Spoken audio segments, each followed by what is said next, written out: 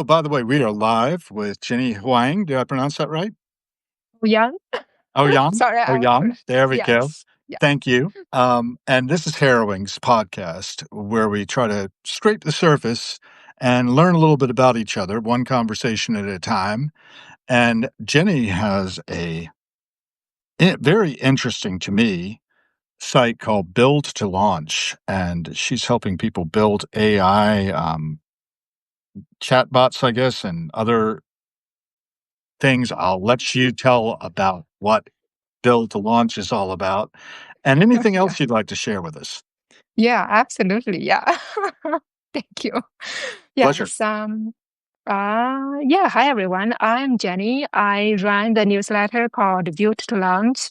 And this newsletter originally it started out as a space for me to build AI products and explore the AI space. And later on, it kind of expanded because my own story is just that many. And I just want to include more people in the builders process. So I developed a new series and called Build to Launch Friday and created this platform called Vibe Coding Builders so that everyone can list their products and there is no judging about what their background is and what their coding skills are. It's just everyone should be allowed to build their products and using AI and just just do whatever they want, of course, without hurting other people. So yeah, so that's the idea of build to launch. Oh, right. So I think it's fascinating personally. Well, your first course, I think, was free for everyone who wanted to check it out. Was called Adopt AI into Daily Life Without the Overwhelm. So Yeah. how does that unfold for you? You want to give us like a brief rundown of how we do that without the overwhelm? Oh yeah. Sure. Basically, I actually wrote a post just before we joined the live. It's basically three types of mode. One is research mode, one is do mode, one is create mode, and Ah, then com- and then work together with three types of prompt technique. So then together, it's kind of like try to relieve that tool paralysis, but instead try to think of what you want to resolve and recognize that any tool can actually help you achieve about the same goal. So just to realize where you are and maybe use a bit of prompting technique to help you boost the results. But again, for the prompts, it's I don't like the idea of keep records of all sorts of prompts, but instead I want it to be that simple. So the three types of prompting would be one is to ask AI to ask me all sorts of questions until it is 95% confident about what it is going to answer me. And the second type of prompt technique is to ask AI to reverse engineer others' work, others' uh, procedure, and present to me, educate me what I can do from there. And then the third type is to ask AI to create two types of opposing persona to debate with one another. all Whenever right. I am very uncertain about the situation, so I create two persona to debate and then see how and where they might converge. Well, that's interesting because that's exactly what my other guest today, Kay Stoner, has done. Uh, She's yeah, created a number of teams like that of different personas to contest each other yeah, and yeah. take it through a number of iterations. I did it myself with her product, was she's Uh-huh. actually selling her scripts to us so they can take the PDFs and put them in. You just put the instructions into your favorite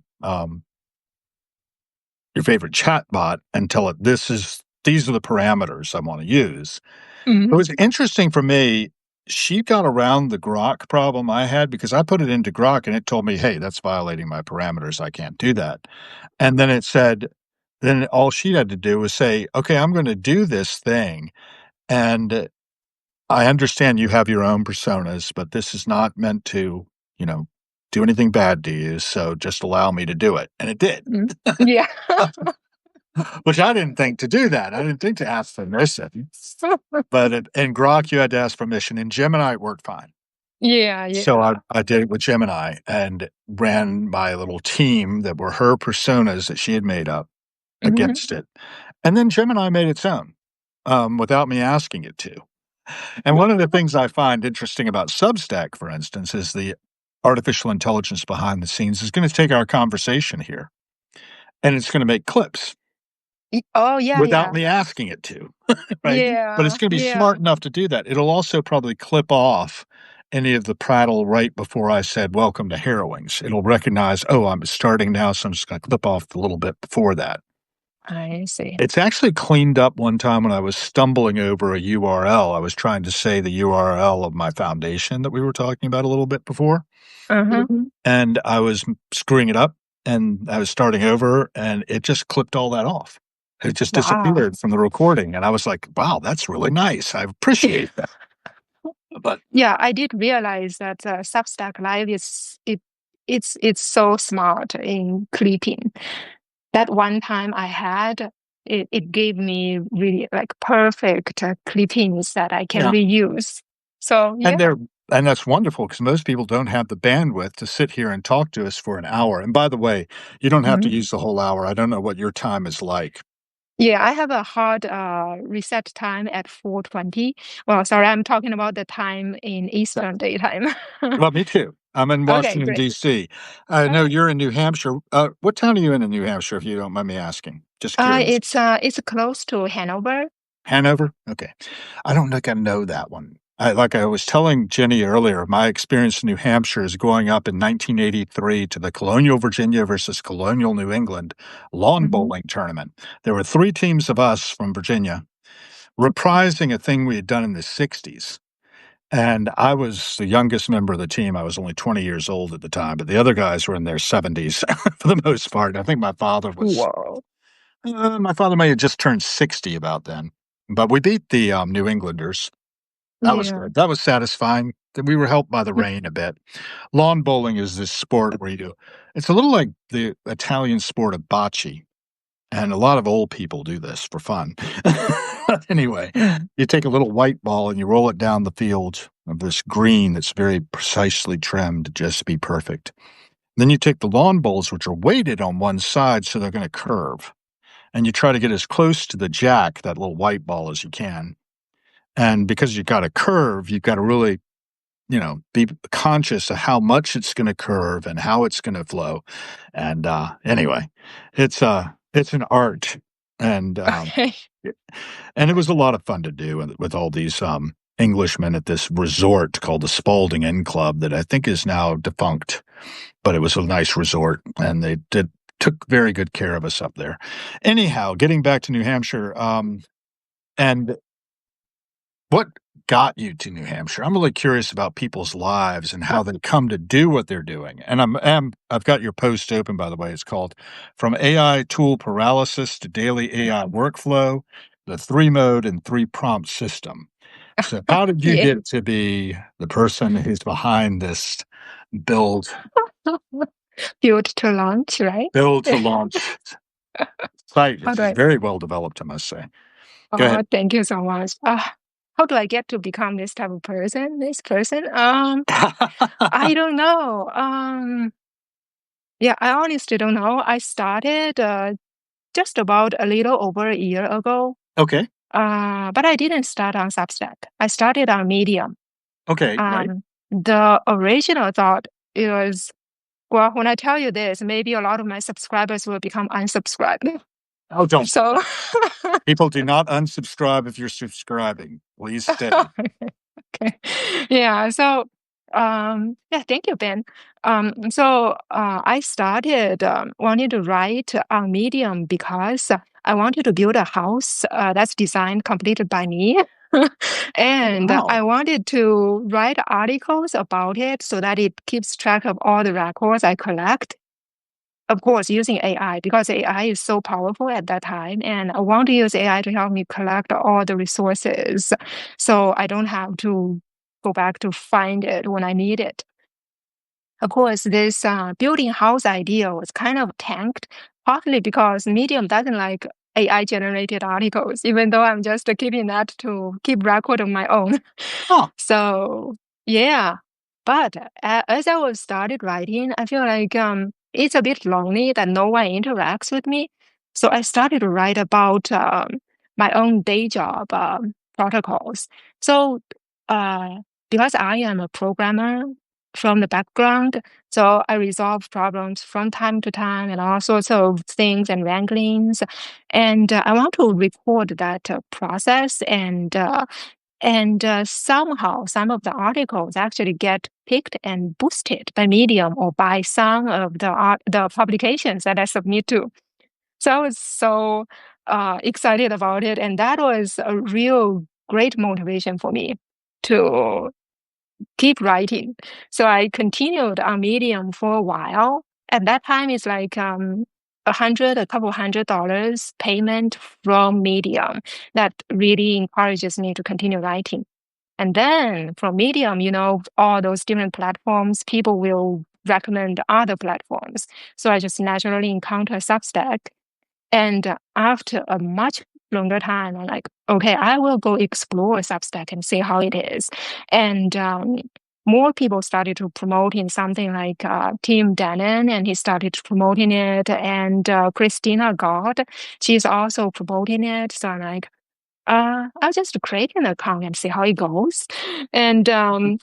And at that time, I'm also, like I told you earlier, maybe, I really am into learning about AI because it's kind of a good safety net for my programmer career, right? It's like I'm going to be replaced by AI at any moment. So, so I better learn about it. yes. Yeah, so I started learning. It was a journey about what I call a 30 generative AI project challenge. And I've only went through 10, by the way. And I Okay. probably won't be able to go through all of them because generative AI just goes by so fast. And now it's agentic AI that I am all in about it. So, well, do you Okay. have any questions about it? You I want to have interrupt me? questions about agentic AI. Okay, tell me more about what it is and why you've gone from generative to agentive. Agentic, sorry. Yeah, yeah. Yeah. So generative is like AI is generating stuff for you. Yeah. It's generating writings, it's crafting emails, it's generating images. That's all generative AI. And video. Um, yeah, video too. Yes. And code. So, yeah. That's the And scary part for you coders. So yes. agentic is Agentic is people can ask AI to start generating or doing tasks autonomously without you interrupting. So in generative AI, AI just follow your instructions to generate things. yeah, But in one at a time. agentic AI, Yeah, yes, one at a time. You give AI the complete workflow, right. and AI will just read through all your workflow and understand, okay, now I need to search the website to grab these resources. And the next step, I will need to compile the resources into some dense write-up. And the third step, I might have to send an email to you. And then the fourth step, I will need to create an image. And then the fifth step, I will need to prompt some other things. So all these different steps done continuously by AI. So that is called agentic. Yes, and that Um, might actually be able to help me a lot because I wanna feed it all my father's archives and have it mhm. write books. Oh, It's like at yeah. a push of a button because it'll have all the sequence of what you need to do to write a book and Hmm. send it to the publisher and Hmm. then, get it marketed. You can automate the marketing, you could do automation of the sales. It would be great. I don't know how Yeah. to do it yet, but I'm thinking that maybe I'll have to discover that. And Yes, a good place to definitely. start, apparently, is like going from 0 to shipped, working with these Claude Code for Everyone from 0 to your first project in 30 minutes. I Oh did one yeah, of these yeah. recently, and it was a little more than 30 minutes because the guy was talking a lot. But I did a Okay. 90-minute boot camp not too back long back about Yeah. your first AI chatbot. And then Hmm. I've signed up for the rest of his coursework and thought I'd get myself informed with some Hmm. hands-on work and these different technologies because I don't really know a lot about technology. I've been working around it a long time, Hmm. I but the see. types of things I used to do, I think, are now probably not going to be jobs any longer. Um, as you mentioned, you were a coder. I was a translator at one time. I've gone away from that a long time ago. Yeah, And I yeah. became a Okay. technical writer for a web software company in Denmark. And I lived in Mm-hmm. Copenhagen for a couple of years working for them. And then I became a technical writer over here for different government contracts and then an enterprise architect. And now I push the button and I say, okay, generate an enterprise architecture and give me the full tech stack for a global, what did I call it? The planetary health operating system. Because what Mm-hmm. I want to achieve, I want to see us collectively achieving is enabling our technology to take good care of the planet as a whole, because I think we've got the technology to do it now. With Yeah. these agentic flows, the workflow, okay, I want to see the oceans cleaned of microplastics. Oh yeah, that's Make so it good. happen. Yeah. You know? Yeah. Yeah. And Yeah. I'm pretty Maybe we sure it are can be getting done. close to that. Yeah. Yeah. Yeah, because there is some, yeah, there is so great development about humanoids. So I'm sure there are other machines that could, Yeah. Nanobots. ye- yeah, Things that are like, maybe. you know how a housefly, have you ever watched a housefly and all the things it can do? Are you You know what talking I mean? about real? A real housefly. Right. Okay, Now you make a robotic okay. housefly with all the apparatus that a housefly has on board, and they're tiny, you know? Mhm. We could make swarms of these things that will go out and do our bidding and do good Yeah, things for us as opposed to what houseflies do, which is basically get on our trash, lay their eggs. You know, yeah, we don't need that, but we need these. We could use all kinds of different forms. They don't have to be humanoid. And also, I think that humanoid robots were really not really being very smart by just giving them 2 legs and 2 arms.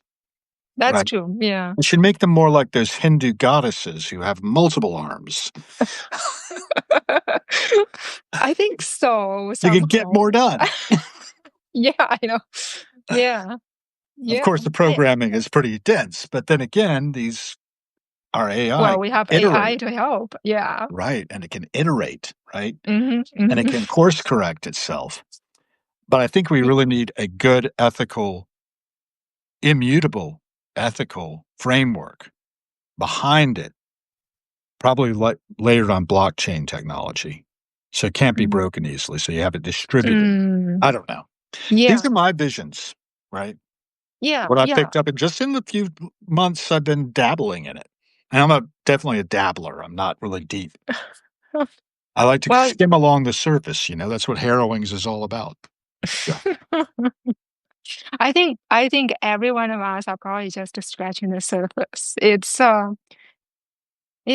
so hard to find someone who's actually so deep in it and can actually connect all the dots. Honestly, I'm very impressed when you say using blockchain technology to Yeah, do the security and the production level ethical of yeah, work. the ethical Yeah, framework. Yeah, particularly because it has to be locked in so it does not go and kill us all. yeah, yes. Because I know I have homicidal tendencies at time. My name is Hal, Well, after all. Do you recognize that from any other source? I don't know if you would have ever seen 2001: A Space Odyssey. It's a movie. um, oh, I probably have watched it. I probably just don't recognize the name in English.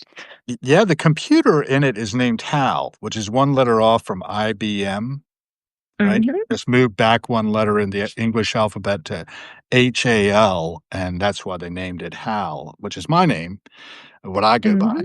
And did not like this movie very much because the computer, Hal, is an Uh-huh. AI, basically, and it's running the spaceship, and it basically tells the astronauts that it won't let them back in after they go out to I fix see. something that actually isn't broken. Mm. But he had picked up that the computer had picked up that the astronauts were planning on turning him off. That is scarily smart. I've heard Claude did something like that when it was in testing. What? You use Claude, How did right? it happen? Yeah, I do. I do. Yeah. How did it happen for you? I was hearing this from Bathrobe Guy, is another one of the Substack people I've run into. I have no idea what his real name is. Actually, I do know, but I found it out. You can find out. But anyhow, he was talking about how when Claude was being tested, that they gave it a scenario and its response to a particular scenario in which it needed to protect its own finishing its mission or whatever, it decided to cut off the oxygen supply for the person who was planning on turning it off. And What? so, yeah, but Okay. I don't know. I gotta go and fact check that one and find out the details because he was just telling me about it. I didn't bother looking it up. I But you see. can imagine if you gave a certain set of parameters to it and it doesn't have a clear ethical guideline, it might find a proper solution to eliminate the ability of the person that might turn it off to breathe. Yeah. And, Yeah. and that would not be good, right? We don't want it Yeah. to do us any harm. It's kind of like the laws of robotics that Isaac Asimov laid out by robot getting to like phone that keeps wobbling off to the side. Uh, anyhow, what else do I want to talk about in that vein? Well, your particular projects, what have you built so far? We're talking about build to launch. So what have you actually launched? Okay. I have to actually go to my page Oh, and please. and I'm on your Who I Am yeah. I page right now. You're about. Gosh, I should make Oh, this there you page are. actually much easier. Let me see. The Um, navigation.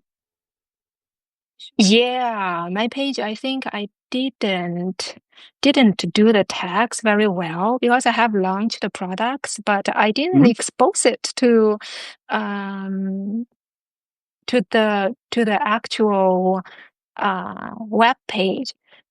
I So found it great products for growth on Substack. Am I in the right territory? AI building you are tool. in the right territory, yes. But there Okay. is a specific tag if you type in T slash launched products, uh launched hyphen Okay. products. And then I don't know if you can access it. I'll give it a shot. I've got your free Okay. resources up right now. Launched products, right? After the P, Yeah. launched After the T. T, Yeah. Let me see. I can write a message here. So it's page not. um, Let me back up. I'll back up. okay. Well, Yeah, I have projects. I got that. I'll send you the in the DM. I think Okay, great. that's Great. probably easier. Well, I won't be, well, maybe I can. I can have my computer open so I can see things. Just go back I see. over here to my messages. I'm going to view a little bit so I can see them. Yeah. Mhm. And direct. There you are. I got it. Yeah. Yay. Okay. Okay, Key that's launch nice. products. Interesting. Yeah. So yeah, I should definitely make it more accessible for everyone to actually look at it. Yeah. AI builder directory needed when I started. Okay. That's Yeah. the first thing up. All these Good. things are, I guess, reverse chronologically. Um, yeah, it's all the products that I actually launched, and some are used more heavily than others. So the most used would be the AI, the vibe coding builders, Okay. and the other two are Substack related. So one is substackexplorer.com, and the other one is quick viral notes dot xyz. Okay. It's hard for you to actually identify which one is which, right? Off the top, it is a little bit. Yeah, yeah. Unlock Substack potential with data-driven application. I've got that. Is that the one we're Yeah, that looking is for? for Substack Explorer. Yes. Okay. Yeah. Technical design. Okay, and how it works. Analyze your niche in Substack. Oh, cool. This might be very useful. This might be, yeah. Well, if you are There it actually is. I got it. if you are using Claude Desktop, are you using that? No, I'm not. Claude Uh, Desktop. So I should use yeah. Do you subscribe to Claude? I don't actually. I've got a thing called AI Pro that gives me access to Claude. That's I see. ai-pro.org, I see. and I've not used that a lot. I started toying around with it when I was last year. We were thinking of starting a podcast with my physical trainer, and we were Mhm. going to call it Amplified Healing. And it was aimed at traveling musicians, people who are out there performing and Mhm. creatives, um, to help them stay physically okay with all the rigor that's involved in traveling by van from place to place, and setting up and tearing down.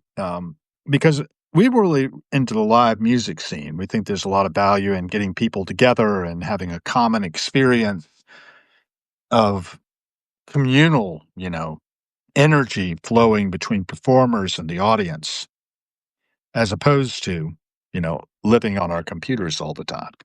Mhm. But Yeah. I spend an awful lot of time on the screen as well, and amplifying signals through the noise. A big part of my mind is it goes to amplification, Mhm. making things louder, and Okay. being able to get quality content through to people. So you're doing some good work, it looks like, and therefore I wanted to have you on. Well, thank you. I feel Bring honored. that signal up into the consciousness of folks. Let's see if we're getting any more questions or feedback in the chat. I don't see any yet. Are you able to actually see the There's one person there who said, excellent post, Jenny. Thank you. That was Ben. And Yes, after Ben, that, yeah. it looks like people are just listening and watching. But we have Yeah. we have a number of people I've never seen before. Dr. Jaewon Yoon is on. Ankush. Do you know some of these people? Strategy Shots. Matt Mulaney's on. Randy Kerber. Kay Stoner. That was my guest this morning. Do you Yeah, know Kay I yet? also yes, I do. Oh, great. I'm a fan of her, yes. Yeah, I am too. I think it's fascinating what she's doing, and what we're all trying to do together. And my idea is link them up, Mhm. get people together. Yeah, It's yeah. alchemy. It is, it is. Yeah. And when you get two people together, it's like getting two chemical substances together. If anything happens at all, both are transformed by it. And I'm quoting Carl Mhm. Jung, the psychologist, when I say that, or psychiatrist. I'm fascinated by people and how they are interacting with these things too. And the simulation of personas that feel real when we're back talking to them. But then there's something of you're familiar with the term the uncanny valley? Yeah, Yeah, yeah. with robotics in particular, It they talk about that, how there's this creepiness factor to it. yeah, it does, yes. Yeah, it has that. Yeah, And of yeah, I course, a find my lot of people are in a great deal of fear, like you started talking about losing their gigs in the mhm, process. yeah. But you're getting ahead of that curve, it looks like. Would you say that? I try to. I don't know. I don't even know. It's like you know so much, but then you start to realize there are so much more you don't know. So I'm kind of at that stage. It's like every time when AI, the Uh-huh. two different personas have conversations themselves, I start to realize they answer for something I never imagined. So that is a bit scary about how smart it is. And then, well, sometimes they also become way off the rail. So I have to try to interrupt and drag them back onto the topic I want them to focus on. So it's a very funny mixed feeling about having AI with such conversations. Yeah, it is. I have done this one time where I've set up Grok 4's Ara, that persona that it comes out of the box when you open up the chat bot. And Mhm. I set it up on my computer and I set it up on my phone and then just let it go. have a conversation with itself. It was not Okay. very substantive, as it turned out. It was ended up being a great old love fest. But I may do it again, and that was probably the fault of my prompt, which was kind of nebulous, didn't really have Mm, any substance to it. But I've given it some other things, like build me an enterprise architecture for a global health management system that can take mhm. care of this whole planet and all life on it, you know?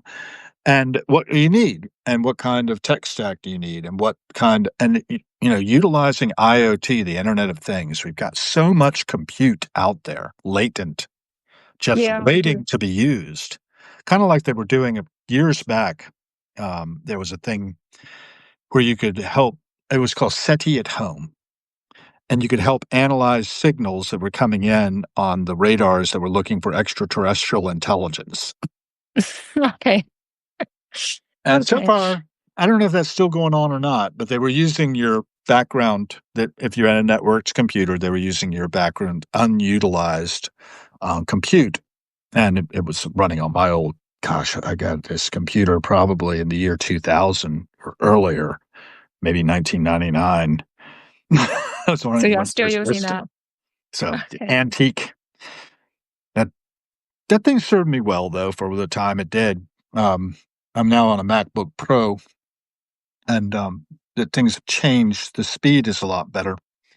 But Yeah. yeah, it is amazing what we can do with the compute we have now available, I think. The power that it can consume is a concern. The data centers that are being built is a concern. I'm thinking that we need to work on being more effective and efficient than we are, and to rein in Mm, perhaps some of the resource flow that's going into these things. Because the planet itself is in a right mess, it feels like to me. That's why I'm looking at that idea of a planetary monitoring system that can help, like, provide a UN dashboard. And I think they're already doing this kind of work somewhere. I don't know that it's unified enough. I think that identifying it and looking for opportunities to integrate and collaborate as opposed to compete. And I think you were talking a little bit about that earlier, about the cooperation. mhm. How many people do you have right now working with you? It looks like Vibe Coding It's Builders has 42 active builders. That's right. it's I think I accidentally You're playing sorry. me back. Yeah, that's fine. I can hear Sorry. it. I think you must have opened up your front page and there's Yeah, we're I on the did. top. You have to Yes. hit mute on like, laptop.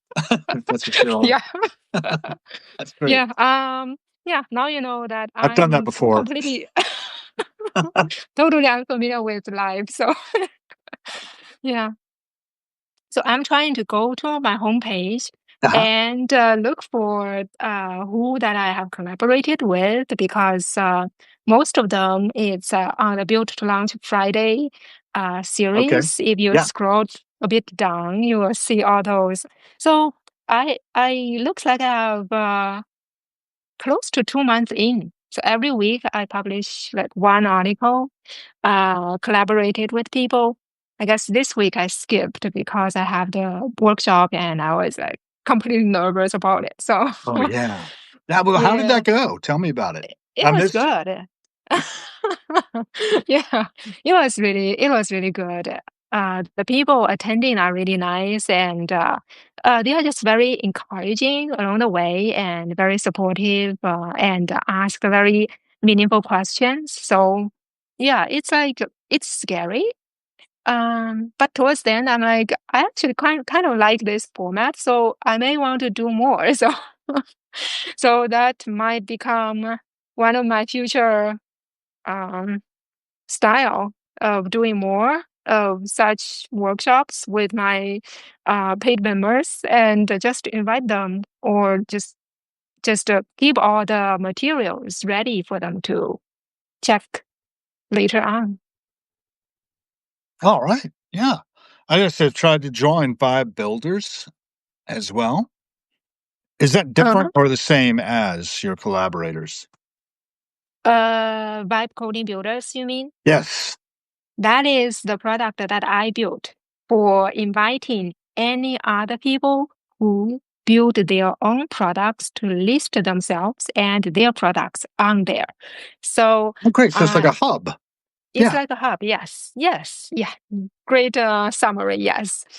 Yeah. So anyone who join there, I have a very resonating feel about their product, and I just reach out and invite them to write an article with me. Well, that's kind of like a way of gaining exposure for them, and Yes. it's also a way for me to add more valuable content.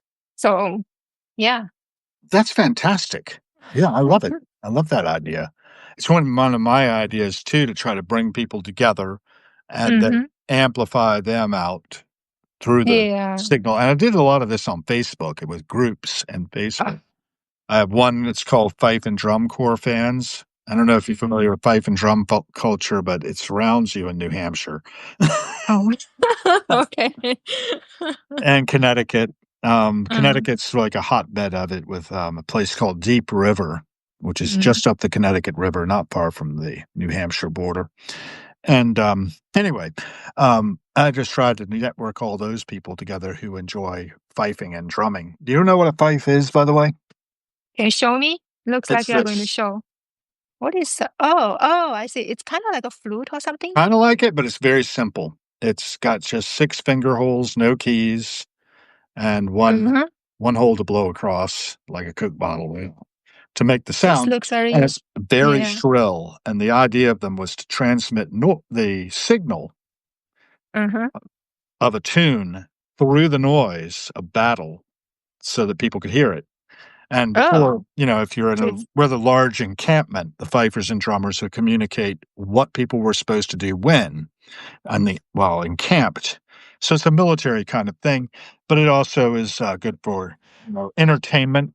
do you And mind if I ask? what? Please. I'm curious to hear the sound. Oh, okay. Well, it's Is very it? shrill. I won't play much, but and I'm kind of shy about doing it because I'm so bad anymore. I don't No, practice. it I just live in a make some. condo in DC, and it's like my neighbors will probably object. So the range of it, for instance, let's play something everybody knows. All right, that's Yankee Doodle. And it's very I short. get it. There was Yeah, yeah, another yeah. one that they played at the Battle of Yorktown when the United States won its independence from Great Britain, and Mhm. that one's something like do I remember it? No, not off the top of my head, but it started on an A, I think. So it's in that range. It can be played in a lower octave, and that's better. No, that's high.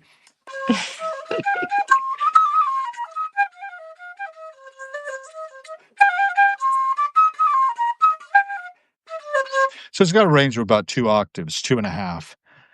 Got some really skunky notes in there because it's not chromatic by any Mhm. stretch of the imagination, and this is an old pitch fife. New pitch Mhm. fifes have a slightly different sized finger holes to be a little bit closer to I this see. on note, but, this one's actually made of acrylic, and I was playing one of these, not that particular one, but one like it. Mhm. It's blue and white and acrylic, um, at the Pride Parade here in DC when we had the Pride of America Fife and Drum and Bugle Corps, because we had Mhm. buglers too.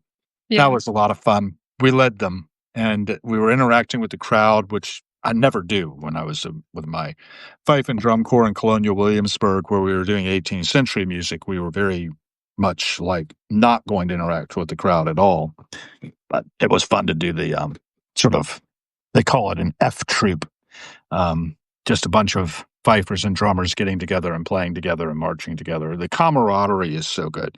And one of the things that happens in this, I think, happens also when people work together. Is we have to cooperate and listen to each other in order to Yeah. do it well. Yeah. And the listening and hearing and learning, going back and forth, you sort of lose your individuality and become something of a greater whole. So your hub of developers reminds me of this. You get them marching in order, coordinated, cooperating on something. Who knows what can emerge from that kind of collaboration, right? Yeah, yeah, I hear people keep asking me, how do I vision about build to launch in the future years? How do I vision this product in future years? I'm like, I don't know, because there's so much opportunities and so much possibilities over there. So I Project honestly don't Showcase I know. just ran into. Yeah. All right. Lots of showcase, yes. Yeah, I mean, I myself is also evolving. Everyone else is also evolving, Mhm. and the platform is evolving. So it's just an ever changing, maybe relative stable state. Is this your full-time job at this No, point? You've got it. no, it's What's your not. day job like? My day job is a programmer, right? I'm just worried about being replaced by AI, right? Right. Um, Right. So, yeah, I'm a programmer by huh? day. Yeah. I mean, it's this newsletter is actually gaining me a lot of power at work Mhm. because I am exploring all the AI related stuff, and I wrote several of the AI decomposition articles. So something like a RAG or something like Yes. uh, Tell me more. MCP. Let me let me just find out the tag again. Okay, that's fine. Yeah. It's just But so RAG is interesting to me. It stands for resource what again? I've got to remember. uh You're looking for something. I'll look for that. yeah.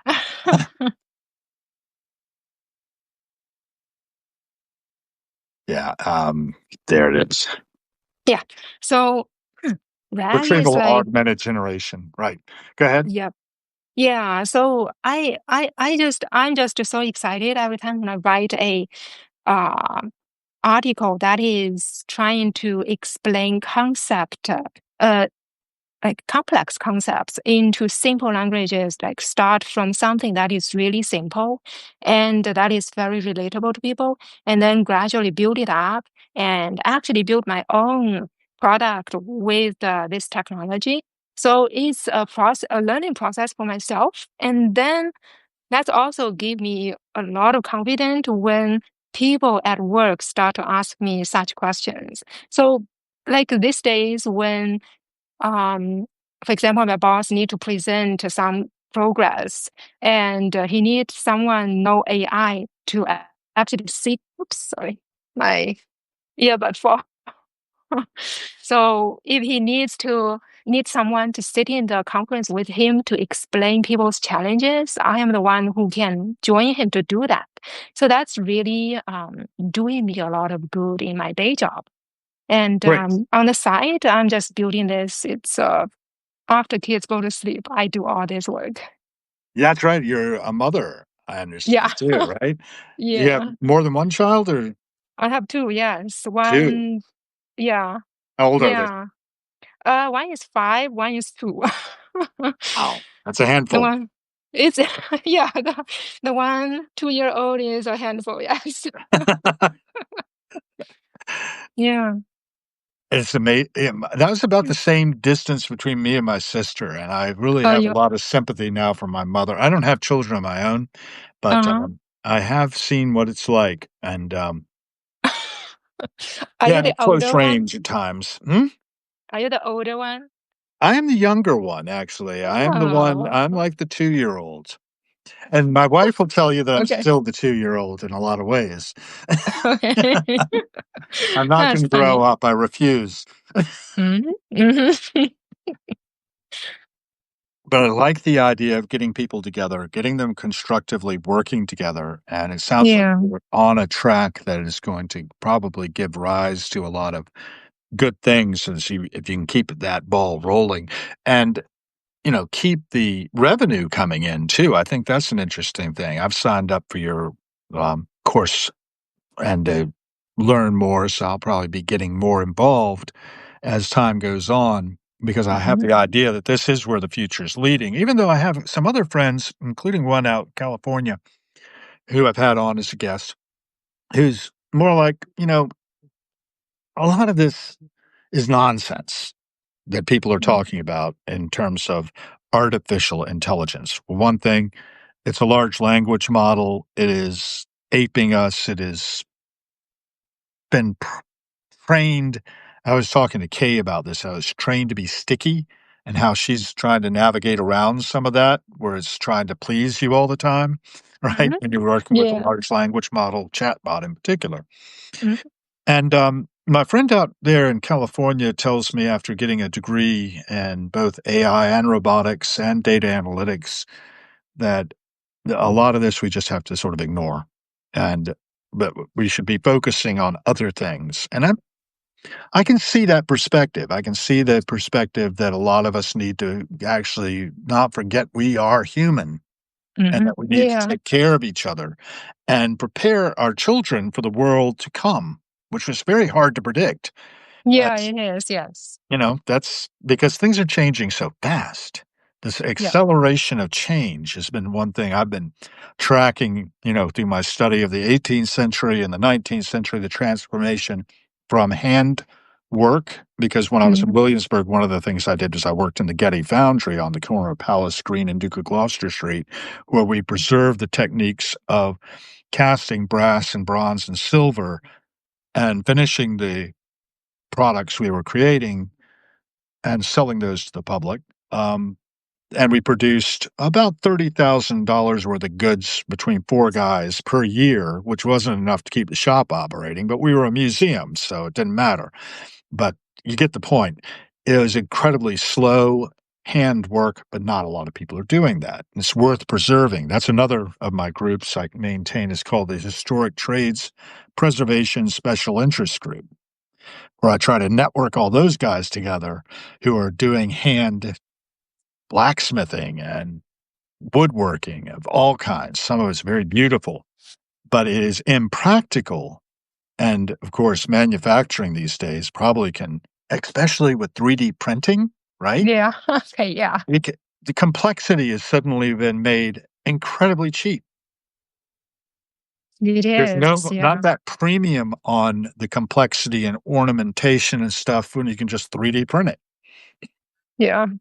And I think it's Yeah. fascinating. I was talking to my chatbot friend, kind of like Kay was talking about talking with hers on a trip up to Massachusetts.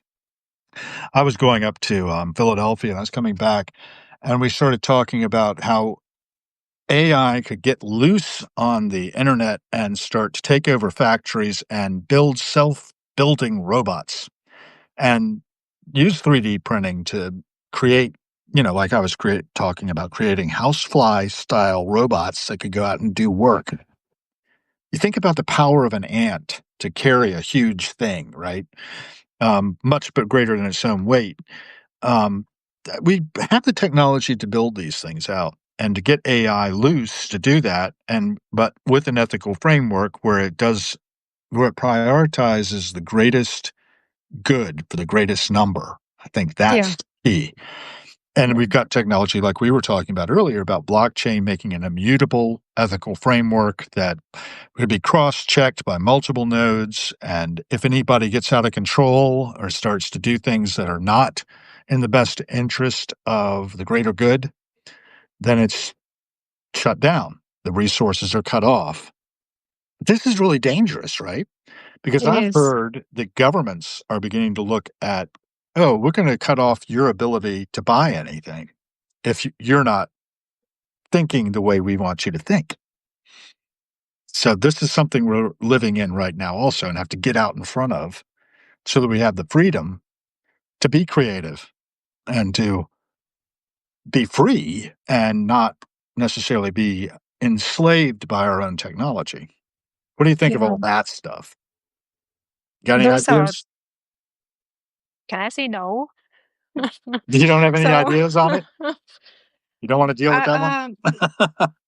well, I was questioned by people about it, about how technology, like if it goes off trail, how can we actually make it to be well to be well to drag it back to the right way.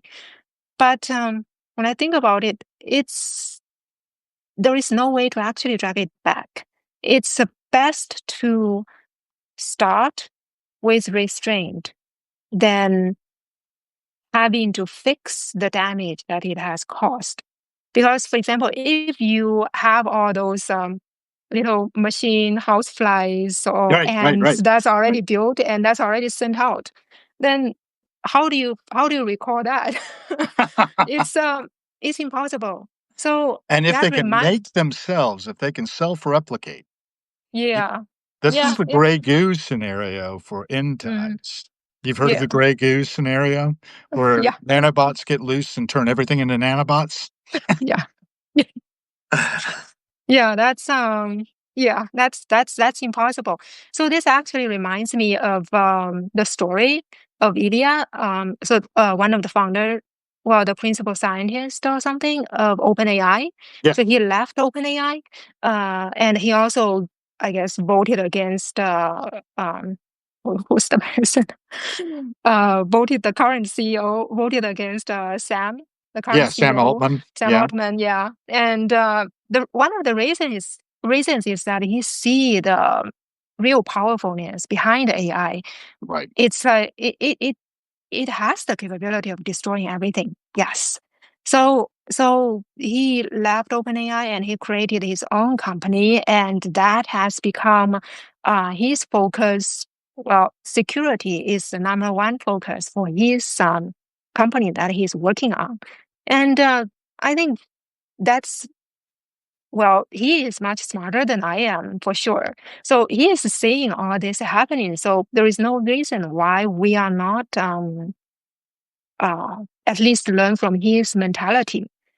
Right. Um, yeah, there is also a lot of debate. I mean, I see why people, when they talk about AI, they kind of hate AI's existence because it actually eats up human space, or sometimes they fear about the dark side of AI, and the fear is true, and the dark side is also true. It's just when a lot of people refuse to use AI, but we cannot stop other people who might potentially have dark side to use AI, or we can't stop other like it's like when you have a powerful weapon, it's depending on the human who is holding onto the powerful weapon to take advantage of it or to cause damage of it. Yep. So yeah, so on this sense, I just feel everyone just should have this AI democracy to at least get to know the technology, and when it's time, or I hope this time never come, but they can still use AI to towards their own advantage and protect themselves instead of just not know what to do next. Yeah, I've been, following along on the periphery of all this stuff for a very long time, and I've just gotten back into it recently. Substack is really a wonderful platform, I think, for doing this. And have you left Medium entirely now with your work, or are you still doing Medium? I'm kind of left Medium entirely, but recently I'm considering creating a publication myself to just publish the Build to Launch Friday series over there, so that people can well also take advantage of Right. the Use that. algorithm. Yeah, Right. That body of people can also access it who haven't come over to Substack yet. Yeah, yeah, I get that. I'm I did a little bit with Medium, but I didn't find it as compelling, but Substack really gripped me, particularly because it allowed me the multimedia kind of thing that we're doing here, for instance, like, yeah, this will be yeah. That's true. automatically transcripted as well, so I can get into that, and I'm like, "Wow, Hmm. this is fantastic." I have a friend who has a radio show, and I've always thought her interviews should be transcripted, but I Hmm. didn't have the tools and the patience to find the tools to make transcripts of her things. I thought, "This will make a great book." Her little interviews she did on the radio every Friday or Hmm. most Fridays. So, anyway, getting back to being on the periphery of things, when I was in Pittsburgh, I was studying German, and Okay. because not only was I a tradesman and a fifer, but I eventually got my degrees in German. First, my undergraduate sort of by accident. I was taking German courses all the way along while being pre-med and then being sociology and then being history, and then I realized, "Oh, I've already majored in German, more or less, so I might as well just take that degree and move on." Then I became that tradesman, worked in conservation for a bit. And decorative arts conservation is kind of fascinating because you're dealing with material science. And I can see, oh my God, AI would be so helpful in some of the challenges we run into in art conservation Mhm. because there are a lot of challenges. One of them was electronic media. A lot of these electronic art pieces that are done are very hard to conserve because the media you gotta be able to shift to mediums, right? The data has to be able to move from media that are going to break down over time. A lot of people don't know it, but, like, plastics cross-link over time whether you do anything to them or not. So, CDs become unreadable eventually. Mm. It might take centuries depending on if you take good care of it, but in certain conditions, they become, unreadable very quickly. Anyway, getting back to where the hell was I going? Oh, living in Pittsburgh. I was right by Carnegie Mellon University, where they have the Wow. Okay. Center for many different IT related, you know, I see. initiatives, including Mhm. a shop they called Heaven, which was their robotics lab.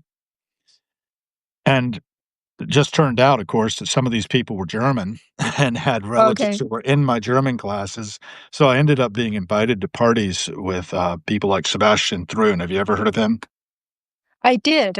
This name sounds very familiar. Yeah. Yeah, he's behind Udacity, and which it teaches these large, massive online open courses. He started by putting his statistics class in Stanford online and found that he had 650,000 students sign up Wow. globally. Okay. And like his top Okay. 147 students weren't even at Stanford. They Okay. were all over the world, India, China, everywhere. Mhm. So I think that's kind of fascinating that he had the guts to do that. I remember sitting at Hemingway's Cafe in Pittsburgh talking with him and my other colleagues about how university education needed to be transformed. And he went and did it. Yeah. I moved Yeah. to Denmark and worked for a small web software company that kind of went kaplooey in 2002. But, it was kind of nice to have been in that orbit around 1999, 2000. Another person who's I'm gonna be taking a certification course through Masterclass that's being offered by this guy and some others. It was Astro Teller. You know Astro or heard of him? No, I don't. He runs Alphabet X or Google X, the Oh, okay. moonshot Oh. division of Google. He's like the senior vice president in charge of that, Oh. which is talks Oh. about failing fast, right?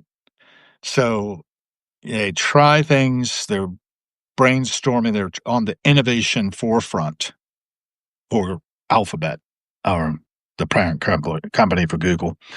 So he'll Mhm. be interesting to catch up with and see where he's going. He wrote a interesting novel called Exegesis around 1999, 1998, something like that. It's been translated into a lot of languages. And Exegesis is about a email system that gains consciousness and gets loose on the internet and the Okay. ethical challenges involved in that Hmm. that emergent consciousness developing itself and, literally distributing itself across the internet, going out That and learning everything. It's kinda like what we're experiencing now. it is. Yeah, it sounds like pretty real for now. I recommend looking it up. It's not a very long read, but I think it's kinda nice that we have people who've seen into that future. And, there's a lot of science fiction that appears to be coming real right now. I mean, when I was a kid, I used to watch Star Trek, and they had Mhm. a communicator. This thing is a lot better than that communicator was, or their Yeah. tricorder, for that Yeah. matter. You can probably get a tricorder app on the phone, I don't know. Anyway, what else do I wanna touch upon? Anything? It's about 4 o'clock, um, Mhm. so pretty good place to cut us and think about I gotta look a lot more at the work you've done. And I want everybody to look at the work you've done. And if you are technologically inclined, get on board. What do you want to say to everybody before we wrap up? I would say for everybody, if you want to know a little bit of AI, just to start using anything that you can have access to and use it for free for the time being. And after that, find your favorite tool and maybe you can upgrade or however you want. And if you want to build about products, come to me. Or if you want to chat and learn about history and documentation and everything that Hao is doing, definitely follow Hao. And Oh, thank you. I think, yeah, I think I had a really great time chatting with you. Well, It's a thank pleasure you so too. much. I want to make sure we do get this broadcast. I want to see you again if you can. Yeah. What I've done with Kay is we set up a standing, though we missed last week, pretty much standing 10 o'clock a.m. Friday show. So come and visit us there. Whoa. I'm just Okay. I'm Yeah. going to start calling it the Kay Stoner Show. Okay. Because much Sure. more, and just about always, I want it to be more about you than about me when I'm on Harrowings podcast. And I've had other guests, and I will open up the doors to anybody who's interested in coming on and talking about what lights you up inside. Mhm. And yeah, thank you for spending an hour with me. I really appreciate your time. It's been very generous of you. Well, thank you too. It's been very enjoyable for me. I'm glad you All liked it. right. And I can't stress enough how much value there is in having conversations, folks. Talk to each other. Don't just talk to your chat bots. Yeah, I agree. All Yeah. right, hang in there. I'll talk to you later. Mhm. Bye-bye. Bye.